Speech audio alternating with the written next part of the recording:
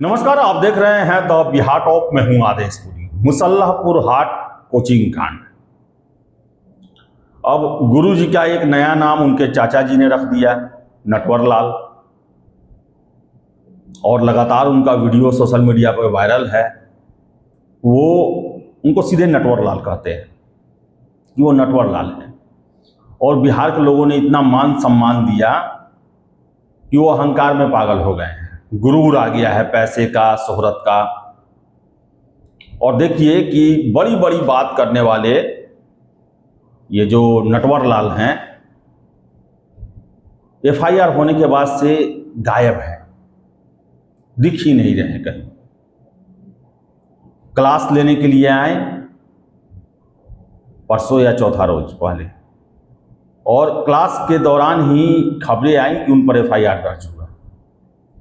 उसके बाद से कहाँ हैं किसी को पता नहीं। कोचिंग में हैं कि घर पे हैं, तरह तरह की अफवाह भी चल रहा है। अब चूंकि हम छात्रों के बीच में रहते हैं, हमेशा अशोक राजपथ मुसल्लहपुर हाट जाते हैं, तो वहाँ अनेकों अनेक छात्रों से मुलाकात होती है और सबका अपना अपना तर्क है। कुछ लोग कहता है कि नहीं कोचिंग में ही हैं, कुछ लोग कहता है कि पटना में ही कहीं हैं, कुछ लोग कहता है कि बिहार छोड़ दिए हैं, कुछ लोग कहता है कि देसी छोड़ दिए हैं, नेपाल चले गए हैं। अब क्या वास्तविकता है वो ही जाने। हालांकि पुलिस का जो रवैया है, पुलिस की जो कार्यप्रणाली है, उस पर प्रश्न उठ रहे हैं कि आप कहीं भी कुछ भी घटना होता है, गिरफ्तारी में आप पीछे नहीं रहते हैं। गिरफ्तारी दिखाकर पुलिस वाले अपना पीठ थपथपा लेते हैं कि कोई भी कांड हुआ, इतना गिरफ्तारी हो गया। हर एक मामले में हम लोग देखते हैं कि पुलिस पर प्रेशर रहता है कि कोई भी घटना हुआ तो सबसे पहले गिरफ्तारी करो। इस कोचिंग कांड में भी देखा गया कि जैसे ही मुसल्लहपुर के उस किसान कोल्ड स्टोरेज में विवाद हुआ, आरोप लगा और रोशन आनंद सर और उनके दो सहयोगी जो हैं उनको रातों रात गिरफ्तार करके जेल भेज दिया गया। लेकिन इस नटवर लाल जी के चक्कर में देखिए कि एफआईआर दर्ज हुए लगभग 48 घंटे हो गए, और बड़ा ही संगीन धाराओं में हुआ है। अटेम्प्ट टू मर्डर और आर्म्स एक्ट के मामले में हुआ है।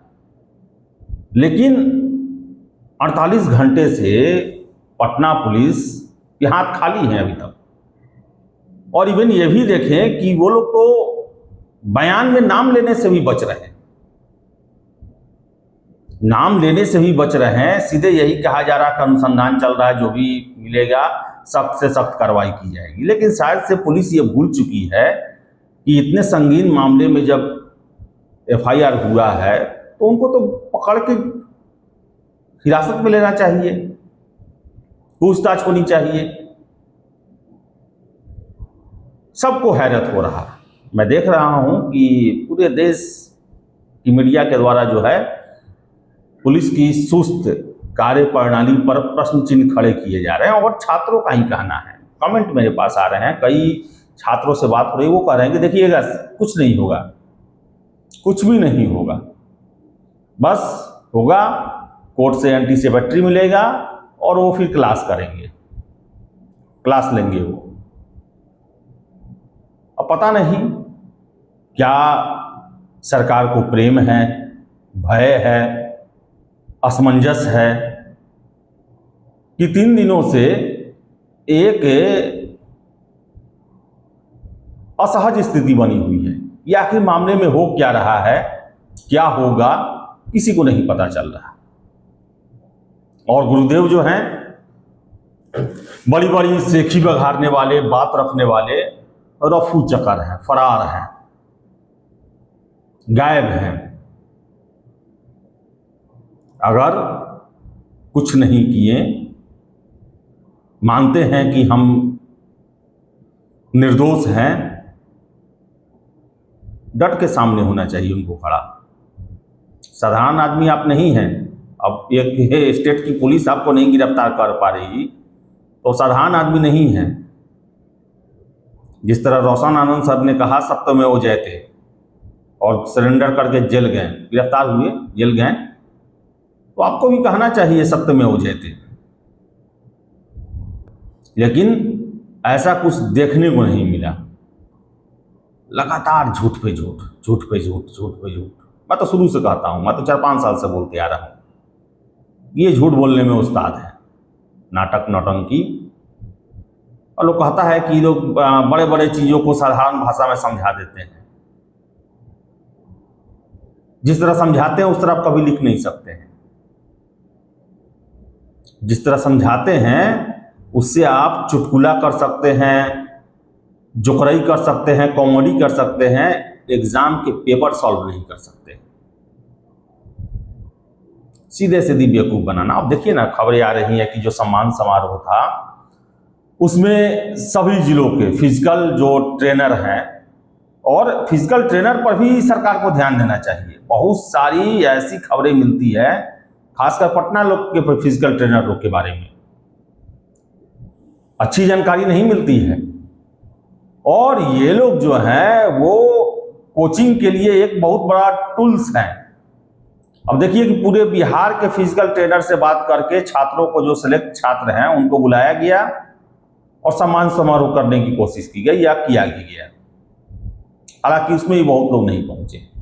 मेरे पास कई जिलों के फिजिकल ट्रेनर या फिर जो शिक्षक हैं, जो 100-200 छात्रों को पढ़ाते हैं, और उनके यहां से 20-20, 25-25 लड़कों का रिजल्ट हुआ है, जिनका रिजल्ट इन लोग के द्वारा जो है वो पैसे और पहुंच के दम पर खरीद लिया जाता है। वैसे लोग का भी मेरे पास फोन आया कि देखिए, पहले हम लोग इतना दिनों रात मेहनत किए, छपरा में, मोतिहारी में, मुजफ्फरपुर में, और सबको भजा लिया जाता है यहां पर। मैं शुरू से कहते आया हूं, उनके यहां से रिजल्ट नहीं होता है। और ये सबसे ज्यादा बेचैन है। 2021-22 से इनकी बेचैनी बढ़ते जा रही है कि नाम तो बड़ा हो रहा, उसका परिणाम बड़ा नहीं हो रहा, रिजल्ट ही नहीं आ रहा। नाम तो आप बहुत बड़ा कर लिए हैं, तो पेड़ बहुत बड़ा है लेकिन फल लग ही नहीं रहा। और इसका साइड इफेक्ट ये होते जा रहा था कि जो आसपास के जो कोचिंग हैं वो दिन रात मेहनत करते हैं और वो आगे बढ़ रहे हैं। और रोशन आनंद के पास इनके यहां से 5 से 6 गुना ज्यादा कैंडिडेट है ऑफलाइन में। बेचैनी बढ़ रहा था, रिजल्ट भी वहां होता है, रिजल्ट भी वहां होता है। मैं ये नहीं कहता हूं कि आधा से अधिक या सब रिजल्ट वहीं से होता है। 100 रिजल्ट भी होता है तो वो 100 रिजल्ट छात्र 1 साल 1.5 साल से पढ़ रहे हैं, शिक्षक उसको जान रहे हैं, गाइडेंस में है, वो निकाल रहे हैं। लेकिन यहां केवल स्टंटबाजी, फीस कम रखते हैं इसलिए सब हम पर अटैक करता है। अरे फीस तो एक छात्र के जीवन में जो पटना में आके पढ़ते हैं वो 5% भी नहीं है। सही उस दिन कहा गया रोशन आनंद जी के एक शिक्षक के द्वारा पीसी में कि उसे अभी पटना में रूम लेना है, खाना है, पानी का पैसा देना है, लाइब्रेरी का पैसा देना है, वो सब देखा जाए तो ये फीस तो 5% के बराबर ही है। आप 400, 500, 1000 रुपया फीस रखते हैं, उसमें छात्र 4 से 5 महीना, 6 महीना पढ़ता है, लेकिन हर एक महीना उस 1000 रुपया के लिए कितना खर्चा करना पड़ता है उस पर कोई बात नहीं करता। केवल पब्लिसिटी स्टंट, और जो ये पिछड़ते जा रहे थे उसे मैनेज करने के लिए, कि एक कहावत है ना, कि कहा जाता है कि किसी को अगर आगे बढ़ना है तो अपनी लकीर को बड़ा करो, लेकिन ये दूसरे लकीर को मिटाने में विश्वास करते हैं। कई कोचिंग को बर्बाद किया गया, पूरे प्लानिंग के तहत बर्बाद किया गया। खुद रोशन आनंद का पुराना वीडियो सब आप देखेंगे कि कैसे कैसे छात्रों को भेजकर, छात्राओं को भेजकर डिस्ट्रैक्ट करने की कोशिश, क्लास में हंगामा कराने की कोशिश, जो फैकल्टी है उनको प्रलोभन दिया जाता है, उनके माध्यम से कराया जाता है, हॉस्टल के माध्यम से कराया जाता है। बाहर में जो लड़के घूमते हैं एडमिशन कराने के लिए, उनके द्वारा कराया जाता है। एक पूरा माहौल को बर्बाद कर दिया गया पटना के। कि एक छात्र कोई निकल के जाता है कि किसी बोरिंग रोड में आप चले आइए ना, किसी कोचिंग में जिसमें आप जाना चाहते हैं, सीधे सीधे आप नहीं पहुंच पाएंगे। आपको दो चार जो है वो कोचिंग के जो हैं नुमाइंदे आपको घींच घांच के अपने कोचिंग में ले ही जाएंगे। आपको पूरा का पूरा माहौल बर्बाद हो गया। और पटना छोड़िए, इनके घर वाले भी तबाह हैं, इनके गांव वाले भी तबाह हैं। हवेली देखे हैं आप? ये गरीबों की बात करने वाले का हवेली है। गांव में कितना एसी लगा हुआ है, उसमें कितने लाख का बिजली बिल आता होगा। गरीब की बात करने वाले हैं, पूंजीवाद का विरोध करने वाले हैं।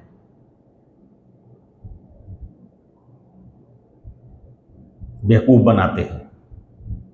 और मैं उस दिन भी कहा था और आज भी कह रहा हूं, तिकड़मबाज हैं, अभी भी तिकड़म जारी है। तिकड़म करके ही या तो बचेंगे या और फंसेंगे।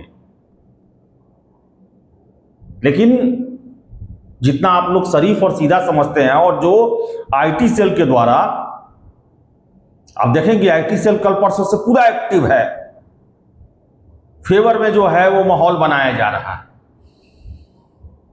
कहने का मतलब है कि गलती करके भी जो है अब आत्मरक्षा पर आ गया। लेकिन उस दिन देखे थे, जिस दिन घटना हुआ था उस दिन किस तरह की दहशत का माहौल था। 8-10 राउंड तो मेरे आंख के सामने फायर हुआ, बगल वाला कोचिंग कराया है, ये वो क्या क्या, और इनके ही कहने पर फायर हुआ था। भीड़ पर चलाओ, जो होगा सो देख लेंगे। इनसे ज्यादा इनके गार्ड समझदार थे कि वो हवाई फायरिंग किए। मैं तो ये कुछ लोगों को शहीद बना चुके होते अभी तक, और उनको फिर जाते 5 लाख 10 लाख का चेक देते। देखिए अब क्या होता है, और सरकार इतना क्यों उनके लिए दिलदार रहम बरसा रही है, अब समझ में किसी को नहीं आ रहा। लेकिन अगर निर्दोष हैं, कानून पर यकीन है, तो उनको सामने आना चाहिए, मर्दों की तरह सामने आना चाहिए। नहीं तो बिहार के विजय माल्या बनने जा रहे हैं बाबू। आपकी क्या राय है? कमेंट बॉक्स खुला हुआ है।